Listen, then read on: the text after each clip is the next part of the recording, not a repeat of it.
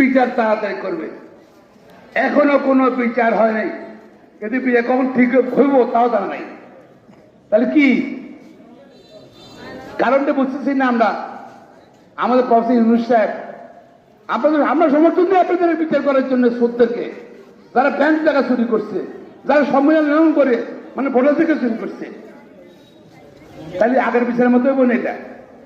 বাংলাদেশের মানুষ দেশের মুরগি চুরি করলে বিচার হয়, মামলা হয়, আর সংবিধান লঙ্ঘন করলে কোনো মামলা নেই দেশের মধ্যে। শেখ হাসিনা আওয়ামী লীগ সংবিধান লঙ্ঘন করে 15 বছর বিনামূল্যে ক্ষমতা ছিল, আর বিচার হবে না। অনতি বিলম্বে সংবিধান লঙ্ঘনের জন্য আওয়ামী লীগ সরকার প্রধান এবং তার মন্ত্রী এমপিদের তারা বিনা ভোটে পবিত্র পার্লামেন্টকে অপবিত্র করছে, বিনা ভোটে জনগণের ভোটার থেকে হরণ করছে, সংবিধান লঙ্ঘন করছে, মানবাধিকার হরণ করছে, মৌলিকতা হরণ করছে এবং লঙ্ঘন করছে। তাদের সংবিধান লঙ্ঘনের বিচার দাবি করছি। সত্যিকার অর্থে এই সরকার জনগণের প্রতিনিধি খুললে আমি আশা করি অনতি বিলম্বে এদের বিচার করবেন আপনারা।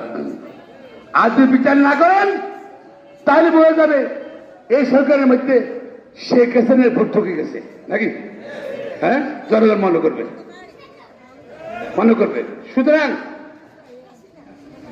এবং জনগণ চায়, ভোটাধিকার চায়, নির্বাচী সরকার চায়। 15 বিনা ভোটে আসিল, সবাই ধারণা করছিল 5-6 মাসের মধ্যে বোধহয় এই সরকার ভোট দিয়ে দিব।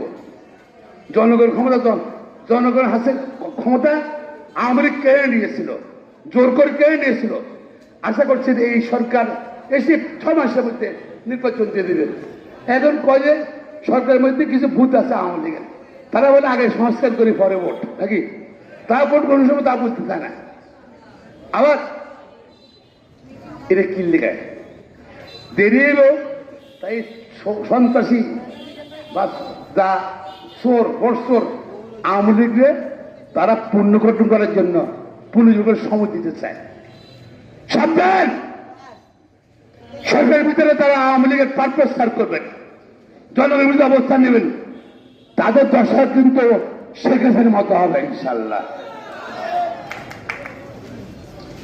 আমরা তৈরি থাকতে হবে সংগঠনে। এটা কি, এটা আপনার স্বার্থে, দেশের স্বার্থে, জনগণের স্বার্থে। তার টাকা নাই, পয়সা নাই, সব নিয়ে গেছে, বাংলা খালি করে নিয়ে গেছে। বিচার হবে না, দ্রুত বিচার করতে হবে, চিহ্নিত করতে হবে দুর্নীতি। মামলা তো এখনো শুরু করেননি আপনারা। মামলা কয় যে সংস্কার করে সমালে পারে